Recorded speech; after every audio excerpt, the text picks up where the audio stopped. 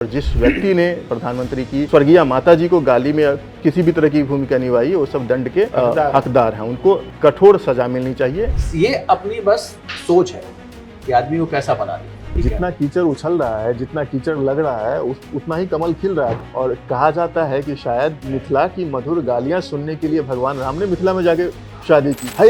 अहाँ के पीठ पर थूक दे ताकि उनको भी वो गालियां सुनने का सौभाग्य मिले। और ये लड़ाई जंगल राज वर्सेस सुशासन, ये लड़ाई गाली राज वर्सेस सभ्य तंत्र की है। कि अगर आदमी झोपड़पट्टी में रहता है तो वो बदतमीज होगा या फिर गाली दे रहा होगा, ऐसा नहीं है। परिवर्तन आएगा, राजनीति का विमर्श भी बदलेगा। जब वह गुस्से से लबरेज था तो वह 10-12 लाइनें बोलकर उस विषय से उसको फटकार लगाना चाहता था, लेकिन उसने सिर्फ एक शब्द में गाली देकर काम चला लिया। गालियां हमारे जीवन का न चाहते हुए भी वो सहायक क्रियाएं बन चुकी हैं जिनसे हम लंबे समय तक परहेज करते रहे, लेकिन अभी हमारी जुबान में घुल गई हैं। हम माने या न माने पर हम भरपूर गालियों का इस्तेमाल करने लगे। हम करने लगे थे, ये बात तब तक ठीक थी, लेकिन मंच से जब नेता करते हैं तो खबर बनती है। वहीं दरभंगा में जब इस मामले का पहली बार खुलासा हुआ, जब मंच से एक नेता ने गाली दी जिस पर मुद्दा बना चुनाव के ठीक पहले। अब इस मामले पर जब प्रधानमंत्री आपत्ति जता रहे थे, तब कहीं दूर मध्य प्रदेश के सीहोर में एक बीजेपी नेता जो कि विधायक भी हैं, वो गाली दे रहे थे। तो यही हमारा आज का टॉपिक है कि माननीय गालियां देना कब बंद करेंगे। हमारे साथ दो विशेष मेहमान हैं जिनको आप अक्सर हमारे साथ देखते होंगे, केशव कर्ण और आसिफ इकबाल। सर, पहला सवाल मेरा आपसे है कि आप कितनी गालियां देते हैं?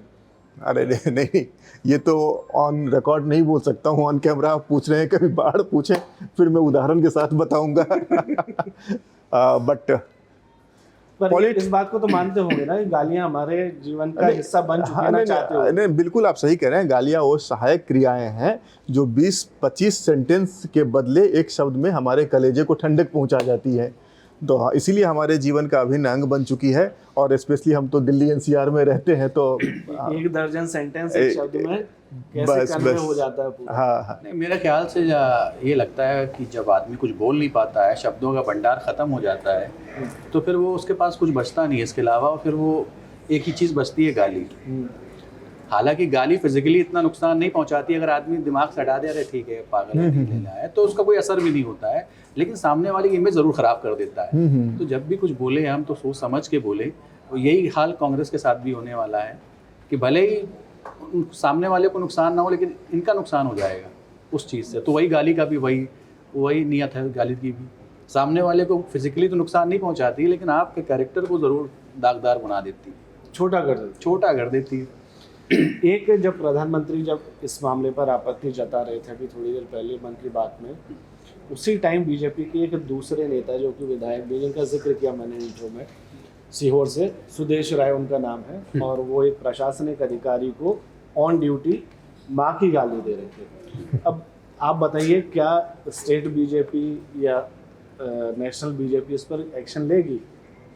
बीजेपी को तो पहले उन साहू जी पर एक्शन लेना चाहिए जिन्होंने उनके लिए, जो हमारे ऑपरेशन सिंदूर में जो महिला सैन्य अधिकारी थे, उनके लिए उन्होंने बोला था। खैर ये उन पर तो लिया गया था, लेकिन हमेशा यही होता है कि हमारी गाली अच्छी है, तुम्हारी गाली खराब है।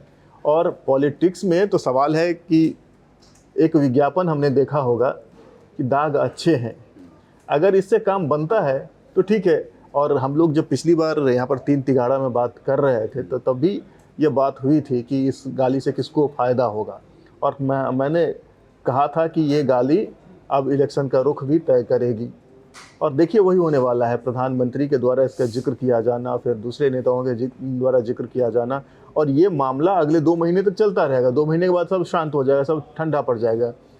मसला ये है कि मतलब सार्वजनिक जीवन में जो लोग हैं, उनको अपने व्यवहारों के प्रति कितना सचेत होना चाहिए, यह सोचने का विषय है। और एक चीज़ और है कि आज की जो स्पीच थी पीएम मोदी की, जो उन्होंने संबोधन किया है वर्चुअली, तो उसमें एक उन्होंने पीड़ा को व्यक्त किया है।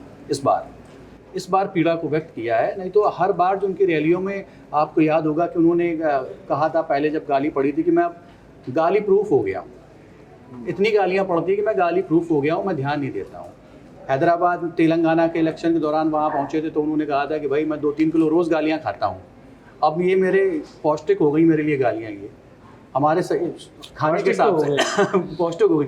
वही मैं बता रहा था आपको। और फिर उन्होंने गुजरात में भी ये कहा था कि भाई जितनी गालियाँ पड़ेंगी कमल उतना ही कीचड़ उछलेगा, उतना ही कमल खिलेगा। और वो सच भी है, ठीक है। जितना कीचड़ उछल रहा है, जितना कीचड़ लग रहा है, उतना ही कमल खिल रहा है। तो बीजेपी जानती है ये इनके लिए प्रोडक्टिव है, जो दूसरा साइड है उनके लिए ये काउंटर प्रोडक्टिव हो जाता है। बहरहाल जो सिद्धार्थ, मैं एक बात यहाँ पर ऐड करना चाहता हूँ अपनी तरफ से, जो प्रधानमंत्री की जो प्रतिक्रिया आई है, अब देखिए वो जो सारा आयोजन था 2 दिन पहले तक डाइवर्ट हो गया। वो कांग्रेस का था, राहुल गांधी उसको लीड कर रहे थे। वोटर अधिकार यात्रा मंच जो था वो भी कांग्रेस का था। हालांकि आरजेडी पार्टनर इन क्राइम है, आरजेडी उनकी सहयोगी है, उनके साथ चलते हैं और आरजेडी उनसे सहमति भी रखती है, ये एक अलग बात है। लेकिन कार्यक्रम कांग्रेस का था, जिसने बोला तथा कथित रूप से उसका संबंध कांग्रेस से बताया गया, सब कुछ कांग्रेस का। 2 दिन पहले तक सारा आरोप कांग्रेस पर लग रहा था। लेकिन प्रधानमंत्री की जो इस पर प्रतिक्रिया आई है, उस प्रतिक्रिया में सेंटर स्टेज आरजेडी को मिला है। प्रधानमंत्री कह रहे हैं कि राजद की गालियां बर्दाश्त नहीं करेगा बिहार। हाँ वही चीज़। हालांकि उसका अच्छा, एक चीज़ और जब जब जब प्रधानमंत्री की इस स्पीच के क्लिप्स कटेंगे, सोशल मीडिया पर जाएंगे, तो कमेंट में देखूंगा कि पुरानी किन किन गालियों का जिक्र हो रहा है, किया जाएगा। नहीं, ये जो आज उन्होंने बात की है पूरी तरीके से, जो एक आधी आबादी है महिलाओं की, उन्होंने सब उसमें जोड़ दी है। और बहुत मतलब उन्होंने ये भी कहा है कि मुझे बहुत पीड़ा हुई है, और बिहार की ये बाकी मतलब जितनी भी माँ बहनें हैं, बेटियां हैं, सबके लिए गाली है। और छठ मैया को भी बुलाए हैं कि छठ मैया भी हैं, तो उन्होंने पूरा जो है वो आना ही था। गाली को चुनावी मुद्दा बनाया। अरे एक इससे आपत्ति 2020 के चुनाव में छठी मैया ने बीजेपी की नैया पार लगा दी, तो छठी मैया को तो आना ही था बीच में। उन्हें सारी जितनी भी जिनको भी माँ माना जाता है सबको ला दिया है इस गाली के उसमें। अच्छा, मुझे एक चीज़ से बचपन से आपत्ति रही है कि जो गालियां हैं वो फीमेल सेंट्रिक मैं सुनता आया हूँ। मुझे ध्यान नहीं है कि पुरुष सेंट्रिक गालियां बड़ी हों। सुनते तो आ रहे, देते मान लिया गया ना, सम्मान का प्रतीक महिलाओं को मान लिया गया है शुरुआत से ही। तो वो सम्मान पे चोट ठीक से हो, इसलिए महिलाओं। अच्छा सिद्धार्थ, मुझे भी थोड़ी आपत्ति है। आपने कहा कि महिलाओं से संबंधित गालियां आप सुनते आ रहे हैं, तो देते कौन सी गालियां आ रहे हैं ये भी बताएं। अभी ठीक नहीं रहा, हमको ब्रीफ करना पड़ेगा। पर ये है कि जब से दिल्ली आए हैं, दिल्ली में जो लोग रहते हैं, बहुत मुझे ऐसा लगता है कि उनकी भाषा, सिद्धार्थ, बहुत सी गालियां ऐसी हैं जो महिलाओं की नहीं है। अभी आप ही बता रहे थे ना कि A to Z जो है, नहीं वो शब्द है, लेकिन ज़्यादातर मैं मतलब मेजॉरिटी देखता हूँ कि 10% जो है वो शायद पुरुष वाली कोई निकल आए तो निकल आए, अदरवाइज आपके आवेश में जो पहली गाली निकलेगी 100 में से 100 बार ऐसा होगा कि वो विमन सेंट्रिक हो सकता नहीं। हम इस मुद्दे से हटते हैं, अपने मुद्दे पे आते हैं जिस पे हम चर्चा कर रहे थे। बड़ा विषय है, गालियों का विश्लेषण फिर कभी करेंगे, बाद में कभी करेंगे। हम ऐसे शब्द, ऐसे अक्षर ढूंढ रहे थे। अरे मुझे तो लगता है इसकी डिक्शनरी भी बनानी चाहिए गालियों का शब्दकोश। है सर, जोक्स में शेयर होती भी है, मैंने अच्छा, कई बार आई भी है फॉरवर्ड होकर।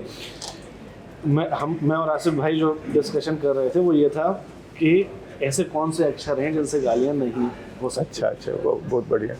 तो हमें ऐसे एक जो षटकोण वाला शाह होता है, हाँ, वो ऐसा लगा कि उससे नहीं है, इससे कोई गाली नहीं है। अच्छा। बाकी लगभग जैसे हमारे जैसे लखनऊ साइड में तो बड़ी तहजीब से गाली दी जाती है, हम आपकी माँ की शान में गुस्ताखी कर देंगे इस तरह से। अरे लखनऊ से याद आया, आप जो ये कह रहे हैं ना, आजकल थोड़ी ना बोलते होंगे, आजकल तो हम लखनऊ आपकी माँ वाले की शान में गुस्ताखी नहीं, बिल्कुल बिल्कुल अभी ये है। नहीं। और आप लखनऊ की बात कर रहे हैं आसिफ, जहाँ पर ये कांड हुआ दरभंगा में, वो मैथिल संस्कृति का केंद्र है, मिथिलांचल का भी केंद्र है।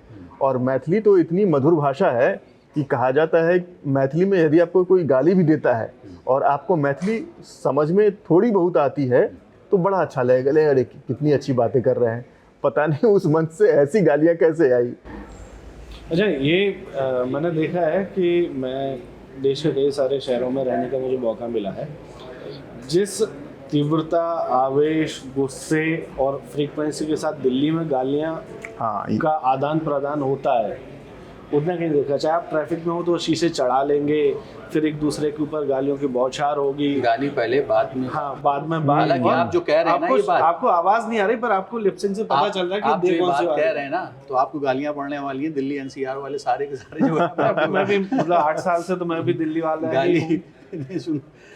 और दिल्ली में कमाल की बात ये भी है, मुझे लगता है दिल्ली में कि- दिल्ली तो वाला आपके पास भी काफ़ी सारे रिटर्न गिफ्ट होंगे देने के लिए। हाँ सब देते हैं। जब उधर से आती हैं तो आप सोचते हो कि मैं कैसे कम पड़ सकता। कब दी थी आपने सबसे पहले गाली कब दी थी, किस उम्र में? सबसे पहला मेरा इंटरेक्शन हुआ था गाली से जब मैं स्कूल में था, और एक सीनियर थे जो मुझसे मैं रहा हूँगा उस टाइम पे फर्स्ट या सेकंड में, उन्होंने पहली बार मुझे गाली दी थी पानी पीते में। और मुझे याद है कि मैंने मतलब पहली बार किसी ने डायरेक्टली मुझे वो गाली दी जिसका मुझे एहसास हुआ और जिसकी मैंने शिकायत की। फिर जैसे जैसे उम्र बढ़ती गई तो मेरी भी डिक्शनरी बराबर से मजबूत होती रही। ये भी समाज का एक हाँ ये समाज की दी हुई है, ये मैं बिल्कुल, पैदा हिस्सा है ये। होते ही मेरे साथ ये इसको एक्सेप्ट कर लेना चाहिए, ये 17वां संस्कार है जो आपको समाज से मिलता है। इसे एक्सेप्ट कर लेना चाहिए। बट चलिए फिर से हम वापस आते हैं जो ये गालियों का आदान प्रदान, इसका जो सिलसिला चल पड़ा है पॉलिटिक्स में, हालांकि ये नया नहीं है, काफ़ी पुराना है, लेकिन ये कहाँ जाकर रुकेगा? अब ये जो निकृष्टतम स्तर पे जा रहा है, इसको देखिए लेकर सर, के मैं- पॉलिटिकल क्लास पहले को जो- चिंता करनी चाहिए। और बोल देते थे अब वहाँ मैं पे। इस चीज़ को भी एक बार कहना चाहूँगा कि गाली अचानक से क्यों और ज़्यादा बढ़ने लगी। अब आप देखिए कि पहले हम लोग दूरदर्शन वगैरह देखते थे और जो भी एक प्रसारण की चीज़ें होती हैं उसको देखते थे, उसमें सनसेट थी कि गाली वाली, इवन आप द्व्यर्थी शब्द भी बहुत कम यूज़ होते थे। लेकिन आप खुले देखिए OTT पे आप चले जाइए, आप OTT क्या, आप फिल्मों में ही जो है गालियाँ आ जब गई तो हैं। न्यूज़ चैनल वाले ठीक है। दोगले जैसे शब्द थंबनेल में डाल डाल के देते हैं। आपको दिखा भी तो अब ये मतलब क्या है कि इस पे सरकारों को भी censorship बिल्कुल, करनी बिल्कुल। चाहिए कि भाई गालियां आप कैसे परोस रहे हैं। OTT पे चल रहा है, आपके आपकी फिल्मों में अब गालियां चल रही हैं, तो मुझे खुद लगता है कि यार सरकार खुद उदासीन इस चीज को नहीं, लेकर कि यार और ठीक है, वो हो रहा है। उदासीन नहीं, ठीक है, चलो वो तो मैं OTT राजनीतिक विमर्श में आपको फिर से लेके चलता हूँ आसिफ और सिद्धार्थ। आप देखें यूट्यूब पे ये क्लिप है, भूतपूर्व प्रधानमंत्री चंद्रशेखर का लोकसभा में दिया हुआ ये स्पीच देखें।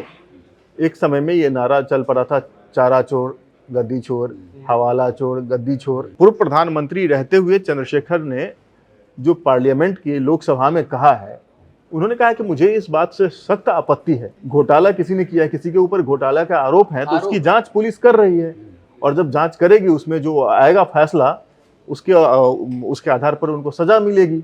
लेकिन हम और आप ये कौन होते हैं किसी को चोर कहने वाले? देखिए चोर शब्द पे भी उनको आपत्ति है, दोषी और से उन्होंने ढूंढने से पहले। लालू जी के लिए भी बोला है, अडवाणी जी को, उनका नाम भी हवाला में आ गया था और उन्होंने भाजपा का अध्यक्ष पद छोड़ दिया था और लोकसभा का चुनाव तक नहीं लड़ा था। उन्होंने कहा जब तक हम इससे बाहर नहीं आ जाते हैं, जब तक हाँ क्लीन चिट नहीं मिलता है तब तक हम नहीं रहेंगे, इसमें पार्टी में भी नहीं रहेंगे और संसद में भी नहीं रहेंगे, और वो क्लीन चिट मिला। लेकिन चंद्रशेखर जो कहते हैं कि आप किसी के कद को कम करते हैं गाली दे करके। आपने चारा चोर कह तो दिया कि लालू यादव चोर हैं, आपने लालू यादव के संघर्ष को देखा है। एक लालू यादव आप बना पाएंगे? नहीं बना पाएंगे। लालू एक संघर्ष का प्रतीक है, ठीक है, आप उसके ऊपर आरोप लगाइए, ठीक है, लेकिन आरोपों में भी शब्दों की गरिमा का ख्याल रखना चाहिए। यही वाजपेयी जी लोकसभा में बोलते हैं कि लोकसभा, संसद जो है प्रजातंत्र का मंदिर है, यहाँ पर हमें गहरे से गहरे मतभेद व्यक्त करने चाहिए, लेकिन शालीन शब्दों में। तो शब्दों की मर्यादा थी, गरिमा थी। उन्होंने मुझे जैसा कि याद है, जैसा आपने सही जिक्र किया, मुझे याद है कि सबसे पहले यही सुना था चारा चोर राजनीति में। मैंने मतलब अपने होश में सबसे पहले चारा चोरी सुना नहीं सर, उससे पहले भी, उससे पहले भी मैं तो कहूं कि 89 का जो चुनाव हुआ था, 1989 का, वो फोर्स के आधार पर हम लोग बच्चे थे उस टाइम में, लेकिन मुझे वहां से चुनावों की समझ होनी शुरू हो गई थी और हम लोग भी नारे लगाते थे। हमें बताया गया था नारे लगाने हैं, विश्वनाथ प्रताप सिंह आए थे, राजीव गांधी खिलाफ। हाँ, वही था, गली गली में शोर है और फलाना आदमी चोर है। अच्छा। तो हम लोग ये नारे लगाते थे, छोटे बच्चे थे, 4वीं-5वीं कक्षा में पढ़ रहे होंगे जितना बोध था। हाँ, लेकिन मुझे याद है कि ऐसा होता था। इससे पहले नेहरू पे भी आरोप लगे हैं। अच्छा देखिए, नेहरू जी प्रधानमंत्री थे और Atal Bihari Vajpayee first time MP थे, यूपी के बलरामपुर से चुनकर गए थे, MP थे। और नेहरू क्या कह सकते हैं, वो लेफ्ट टू सेंटर है, उनकी विचारधारा जो है वो वामपंथ से प्रभावित है, सेंटर भी कह सकते हैं। गांधीवाद और वामपंथ के बीच समन्वय स्थापित करते हैं नेहरू। और अटल जी वो दक्षिणपंथी राजनीति के प्रतीक हैं, कोई बात नहीं है, और दोनों का बड़ा सम्मान भी था। नेहरू जी ने लोकसभा में उनके भाषण की बहुत प्रशंसा की है, और नेहरू जी ने कहा था कि एक दिन यह लड़का प्रधानमंत्री बनेगा देश का। अब नेहरू से वाजपेयी के मतभेद हैं। वाजपेयी युवा हैं, नेहरू ढलान पे हैं, उम्र के ढलान पे। संसद में खड़े होकर अटल बिहारी वाजपेयी बोलते हैं कि आप में स्प्लिट पर्सनालिटी है, आप में एक साथ चर्चिल और चैम्बरलिन दोनों दिखाई देते हैं। ये बहुत प्रसिद्ध है। इस पर किसी को कोई आपत्ति होगी? देखिए कितने गहरे इसमें घाव हैं। तरीका है, ये चर्चिल भी है जो तरीका है बात को पूंजीवाद, रखने का, तानाशाह, उसका प्रतीक है तो चर्चिल। यही मैं आपसे और चैम्बरलिन वामपंथ का जो तो यही मैं सिद्धार्थ आपसे कह रहा था कि जब शब्द खत्म हो जाते हैं तब बदतमीजी शुरू हो जाती है। अगर आपके पास सोचने उस शब्द की ताकत है तो आप, जैसे उन्होंने प्रेजेंट किया अपने आप को, अपने शब्द रखे अटल बिहारी वाजपेयी ने नेहरू के लिए, बिल्कुल, तो वो वैसे भी रखे जा सकते मुझे हैं। लगता है कि सर मतलब शब्द खत्म हो जाने का कुछ लेना देना नहीं, रहा मुझे तो बड़े भद्र लोगों नहीं, को नहीं, मैंने गंदी गंदी बिल्कुल, गालियां बिल्कुल। देते सुना है। तो यही है कि देखिए, ऐसा तो है नहीं कि अटल बिहारी वाजपेयी कभी नहीं। शब्दों से वाकिफ नहीं रहे नहीं, होंगे, आशिफ, गलोच से। अटल लेकिन बिहारी उन्होंने चुना क्या? ये हमारे ये ग्वालियर के तो उन्होंने चुना क्या, मतलब अपने को कि ये भी देखा कि सामने हम किसके लिए बोल रहे हैं। ये भी एक मायने रखता है ना कि अब कहाँ बोल रहे हैं, किस जगह खड़े हैं। और आसिफ एक बात और है, राजनीति में जो विमर्श का स्तर है ना वही घटता चला जा वही रहा है। चीज है। अब देखिए राजनीति को बहुत हल्की चीज बना दिया गया है। जो गली मोहल्ले का छुटभैया होता है वो राजनेता बन जाता है। तो जब ऐसे लोगों का प्राचुर्य होगा राजनीति में तब इसी तरह की भाषा आएगी ना। आप वहां पर यही कहना वाजपेयी चाह की भाषा की उम्मीद कहाँ से कर सकते यही हैं? कहना चाह रहा था। ऐसा नहीं है कि सर वहाँ पर मुरली मनोहर जोशी की वाजपेयी कहीं महल में पैदा होकर वहाँ पे नहीं, लेकिन उनमें एक संस्कार था, नहीं, भाषिक देखिए, संस्कार था। इसका महल में और झोपड़पट्टी में रहने कोई से कोई लेना ताल्लुक देना नहीं है, है। बिल्कुल। कि अगर आदमी झोपड़पट्टी में रहता है तो वो बदतमीज होगा या फिर गाली दे रहा होगा, ऐसा नहीं है। ये अपनी बस सोच है कि आदमी को कैसा बना दे। और ये आजकल के जो पॉलिटिशियन है थोड़ा भी नहीं पढ़ते हैं, किताबों से उनका वास्ता तक नहीं है, तो क्या करेंगे? उनके पास अभिव्यक्ति की क्षमता बहुत सीमित है। या तो वो आरोप प्रत्यारोप पर आएंगे। अब देखिए एक बड़े नेता है, केंद्रीय मंत्री भी हैं, वो दिल्ली में कैसे नारे लगवाते हैं, गोली मारो किसको, कहाँ, विदुड़ी जैसे संसद भवन में बैठ के ये भी है। कैसे शब्द तो इस्तेमाल करते हैं। ऐसे लोगों को हम भी चुनते हैं, ये दोष हमारे ऊपर भी है। और मैं ये बहुत जिम्मेदारी के साथ कहता हूँ। मैं फिर से आपको एक बिहार का एग्जाम्पल देता हूँ। पिछला बिहार विधानसभा चुनाव हो रहा था और कई सारे लोग दागी थे, उनको टिकट दिए जाने की बात थी, किनको टिकट दिया जाएगा, किनको टिकट नहीं दिया जाएगा। एक व्यक्ति है जिसको किसी भी पार्टी से टिकट नहीं मिलता है, वो बाहुबली टाइप की उसकी छवि होती है, उसका नाम रीतलाल यादव होता है और वो चुनाव लड़ता है और चुनाव जीत भी जाता है। तो हम हमेशा राजनीतिक दलों पर आरोप लगाते हैं कि ये दागियों को चुनते हैं, ये भ्रष्ट लोगों को चुनते हैं, ये अनपढ़ों को चुनते हैं, ये क्रिमिनल्स को चुनते हैं। लेकिन किसी पॉलिटिकल पार्टी ने उसे नहीं चुना, वो आया और हमने उन्हें वोट देके जिताया। तो हमारी भी जिम्मेदारी है, ये फिक्स हमें फिक्स करनी पड़ेगी अपने ऊपर रिस्पॉन्सिबिलिटी कि हम ऐसे लोगों को ही नेता माने जिनमें नेताओं के गुण हो, जिनमें नेतृत्व क्षमता हो। ये गाली गलौज वाले, धमकियां देने वाले, मतलब ऐसे जो छुटभैये टाइप के लोग हैं, जिनकी आपराधिक प्रवृत्ति होती है, जिनका बैकग्राउंड आपराधिक है, उनको सिरे से नकार दें। परिवर्तन आएगा, राजनीति का विमर्श भी बदलेगा, मुझे पूरा यकीन है। ललन सिंह के बारे में क्या कहेंगे आप? ललन सिंह ने कब गाली दी? ललन सिंह, सॉरी कह रहा हूँ मैं, अभी जो जेल से छूटे अनंत सिंह, अनंत सिंह छोटे सरकार। अब देखिए, अब अनंत सिंह चुनाव लड़ेंगे और जीतेंगे। जब जेडीयू से लड़े तब भी जीते, निर्दलीय लड़े तब भी जीते, आरजेडी से लड़े तब भी जीते। तो पार्टी उनके लिए कुछ मायने नहीं रखती है। अब हम चुनते हैं ना, हमारे जैसे लोग उनको चुनते हैं, कुछ भी बोल। लाहौर में सिगरेट वो तो अच्छा, कई वीडियो वायरल अनंत सिंह को मैं गालीबाज नहीं कहना चाहूंगा। दरअसल अनंत सिंह अनसेंसर्ड है। अच्छा, अनसेंसर्ड है, वो कुछ भी बोल देते हैं और वो मतलब पहले से OTT पर वही है। हाँ, पहले से अनंत सिंह खुद OTT है। इसके अलावा सर ऐसा कहो कि बिहार के नेता हैं या कहीं ऐसी जगह के नेता हैं तो नहीं, गाली नहीं, दे रहे हैं। चैनल का नाम नहीं लूंगा, आप सबने भी वो क्लिप्स देखे होंगे। अभी भी नेताजी का नाम अगर आप डालेंगे, 2 नेता हैं, कांग्रेस के भी हैं और बीजेपी के भी हैं। तो उन्होंने भी बोलते बोलते आवेश में तेरी माँ और आगे जो बोलना था उन्होंने बोल दिया। और अगले दिन मुझे लगा कि पार्टी शायद कोई एक्शन लेगी, कुछ करेगी या इन्हें कुछ दिन के लिए सस्पेंड करेगी, ऑफ ईयर करेगी। पर वो साहब अगले दिन फिर से डिबेट में और बताइए, उसी आवेश के साथ बैठे हैं। बस थोड़ा सा कब तक रुके हैं पता नहीं, किसी और दिन ऐसा हॉट टॉपिक आएगा तो शायद देखिए यहाँ पे मैं ये कहूँगा कि ठीक है, पार्टी ने नहीं निकाला, लेकिन यहाँ पे कुछ तो या कुछ भी एक्शन नहीं लिया, लेकिन जहाँ बैठे हैं, जहाँ डिबेट कर रहे हैं, हाँ, जिसके साथ बैठे हैं, उन्हें भी इस चीज को सोचना चाहिए। एंकर को ये कहना पड़ा छी छी छी, बहुत ही छीछी से गंदी काम नहीं भाषा चलेगा, इस्तेमाल हो रहा है छीछी से काम नहीं चलेगा। आपको कहना चाहिए कि भाई साहब अगली बार आइए तो अपनी भाषा में शालीनता लाइए, या फिर मत आइए, या फिर उन्हें बैठा लाइए। नहीं, अच्छा, दूसरी बात नहीं, एक तो बस अच्छा तो वही सिद्धार्थ चीज़ है। एक बात बताएं। उस संस्थान को भी सब जानते हैं जो नहीं, पाकिस्तान से किसी को बुलाता बिल्कुल बिल्कुल है, पैसे देके बुलाता पैसे है। देके बुलाता है, फिर तो गालियां कहने देता का है, मतलब बेटियां। ये नहीं, है, बाजार बन चुका है। सिद्धार्थ एक बात बताएं, आप तो टीवी में आपने अच्छे खासे वक्त तक काम किया है, जब ऐसी घटनाएं होती है उसको दिखाया जाना जरूरी है क्या? बिल्कुल जरूरी है। इसे एडिट में नहीं निकाल सकते नहीं हैं? नहीं नहीं निकाल सकते। क्यों? सर देखिए टीआरपी का मामला नहीं, है। नहीं, बाजार बन वो- गया है, नहीं, कुल नहीं, मिला के बाजार है। उसके अलावा एक चीज और है, आप समझिए, हम जो TRP कर रहे का हैं फायदा। ये रिकॉर्ड कर रहे हैं। टीवी में आपके पास ना 2 से 5 सेकंड का टाइम होता है कि आप उसको ऑफ एयर कर पाओ, उतनी जल्दी कॉल नहीं लिया जा सकता, वो चला जाए। लेकिन उससे बुरा है कि उसको काट कर हटाते भी नहीं है या उसको नहीं, drop भी नहीं करवाते। मुझे तो लगता है और कि फिर अगले दिन सेम माननीय सेम जगह बिल्कुल पर, same नहीं policy के साथ मुझे मेरा मानना है कि ये जानबूझकर दिखाए जाते हैं। हाँ, वो भी क्योंकि वो एड फैक्टर 5 सेकंड का टाइम काफी होता है, एक क्लिक में आप कहाँ से कहाँ भगा देंगे और उसको, ये पूरी एक बार नहीं कायनात होता, बदल नहीं, सकते हैं। एक बार नहीं होता, एक बार नहीं होता है, हमेशा उसको होता रहता और है। बारंबार लोग आते उसको रहते हैं, प्रमोट गाली किया देते जाता रहते है। हैं, बाकायदा प्रमोट किया जाता है। अगर ऐसा होता तो 40 अप्रैल तक लॉकडाउन नहीं लगता, फिर 40 5 सेकंड में चीजें कंट्रोल हो सकती है। वो देखिए वो चीज अलग है। नहीं, वो स्लिप ऑफ टंग एक अलग बात है। स्लिप ऑफ टंग नहीं बता रहा हूँ मैं, ये बता रहा हूँ टाइम बहुत कम होता है।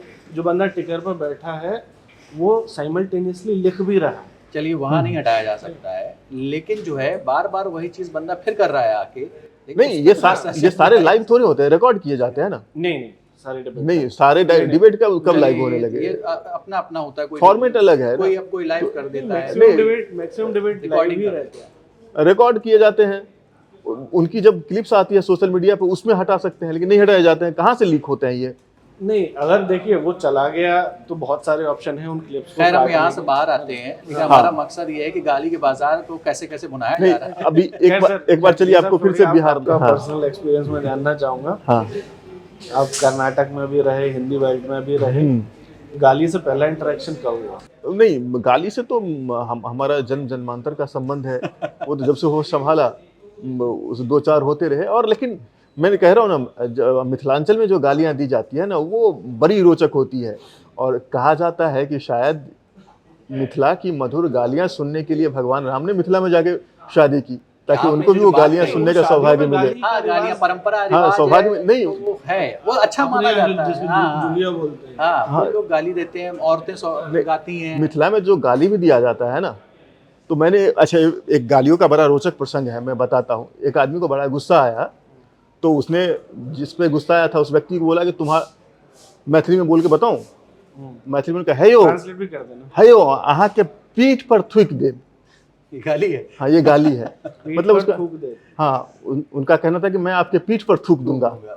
तो मैंने पूछा कि भाई ये कौन सी गाली हुई, पीठ पे थूक देंगे? तो बोले कि मैंने तो यही करना था, यही किया, बाकी काम गुरुत्वाकर्षण कर लेगा, थूकने जहां जाना है वो जाएगा। तो ऐसी गालियां दी जाती है मिथिलांचल में। बहरहाल मैं इस गालियों गाली की का भी कहते हैं ना, गाली का भी गाली की नियत देखी जाती है। किस नियत से गाली दी जा रही है। मैं थूकी स्पीड से पहुंचा। हाँ, उन्होंने कहा कि मैं तो इतना ही कर सकता हूँ, बाकी काम गुरुत्वाकर्षण कर देगा। उनकी फिजिक्स कमजोर थी। हाँ, नहीं, एकदम सही थी मित्र। नहीं, पीठ पे थूका जा रहा है हाँ। और फोर्स से थूका जा रहा है। अगर फिजिक्स में देखेंगे हाँ। तो बहुत टाइम नहीं, फिजिक्स में विस्कोसिटी भी होती है ना, तो थूक तो विस्कस होता है, वो चिपकेगा, फिर वो नीचे आएगा, बाकी काम गुरुत्वाकर्षण करेगा। उन्होंने उनकी फिजिक्स अलग ही है। देखिए, मिथिला के लोग साइंस से भी काम चलाते हैं, उन्होंने गुरुत्वाकर्षण का भी सहारा लिया गाली देने के लिए। चलिए, बहरहाल गालियों की सुनने वाला लेकिन हम उस पर बात करते हैं, जैसे अभी आपने नहीं। कहा कि बहुत सारे रिवाज है समुदायों में गाली देने हाँ, का। मेरे समुदाय ठीक में है, भी है। बहुत समुदाय में रिवाज है। लेकिन देखिए, गाली का कितना फर्क हो जाता है। एक गाली अगर हम आपको देंगे तो आपको बुरा लग जाएगा, लेकिन एक तरीका होता है, उसमें आप मजाक मानोगे, हंसो। जैसे कि जो बहुत सारी शादियों में रस्में हैं, शादियों में गालियों देने दी की जाती है। इनफैक्ट हमारे बिहार के मिथिलांचल क्षेत्र में स्पेशली एक विधा है, गाली गाने की विधा। जिस तरह से बच्चे के जन्म पर सोहर गाया जाता है, बेटी की जब विदाई होती है तब समदन गाया जाता है, उसी तरह गालियां जब दी जाती है शादी में, उस विधा को डहकन बोलते हैं। वही तो चीज़ है। तो इसका मतलब एक्सेप्टेड था ये सोसाइटी में। हाँ जी, कानपुर नहीं, में मैं एक्चुअली हमारे यहाँ मेरे यहाँ इसलिए मैंने देखा। जोगिया देखा है, जब शादी देखा है गाँव बारात के। चली जाती है तो घर में मतलब महिलाएं महिलाओं जो- के बारात में जाने की परंपरा नहीं थी, अभी जाने लगी, तो बाकी महिलाएं उनमें से एक पुरुष बन जाती थी। पुरुष बन जाते, हाँ। नीचे पूछे लगाकर नकली, हाँ फिर वो सब मिलके बिल्कुल, मूसर के साथ खेलते थे हाँ। और गालियां गाते थे। यानी इसका एक यही सामाजिक कहता है। कारण था इसका। उस समय में क्या होता था, सारे पुरुष चले जाते थे बारात में, तो गांव में महिलाएं रह जाती थी, चोरी चकारी होने का डर रहता था, तो इसलिए एक को पुरुष बनाया दिया जाता था कि कोई अगर चोरी वोरी करने आए तो उसको पता चले पुरुष है।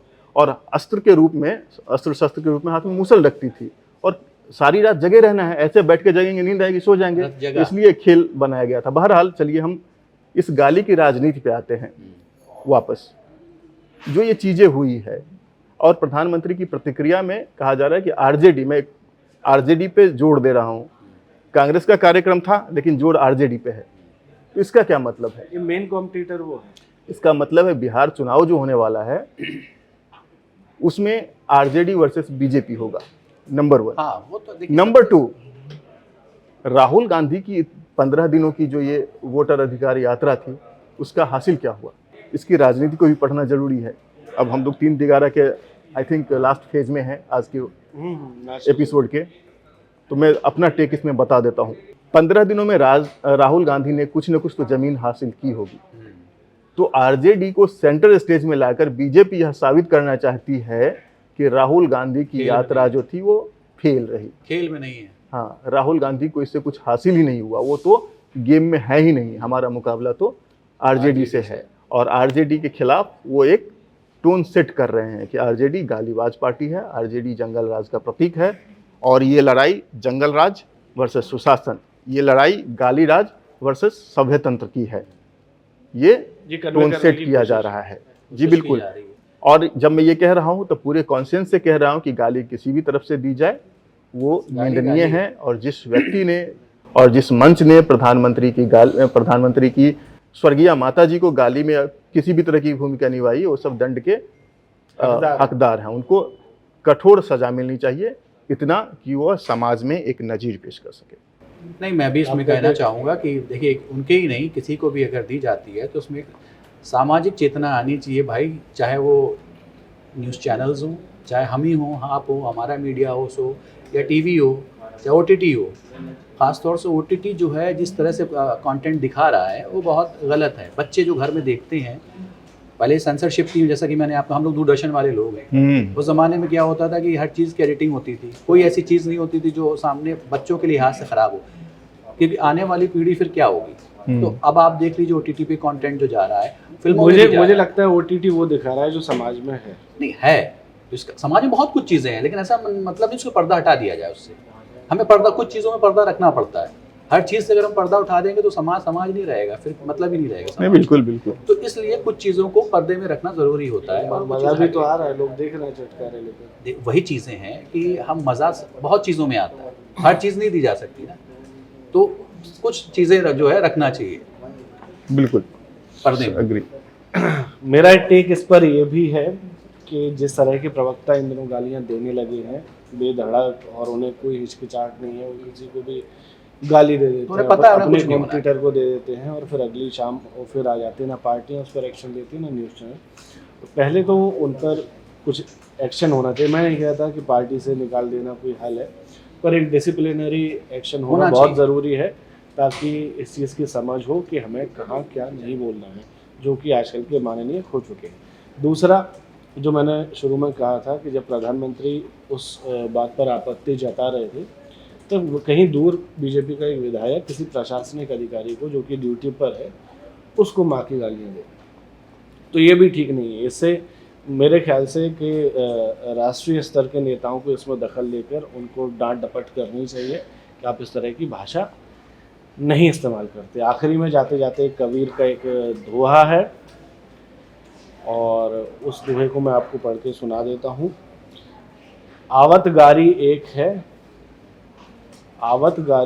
है उल्टत होए अनेक, कह कबीर नहीं उलटिए वही एक की एक। यानी कि कबीर कह रहे हैं कि अगर आपको एक गाली किसी को देते हैं और जवाब में फिर आपको 2 गाली मिलती है, इससे सिलसिला बढ़ जाएगा।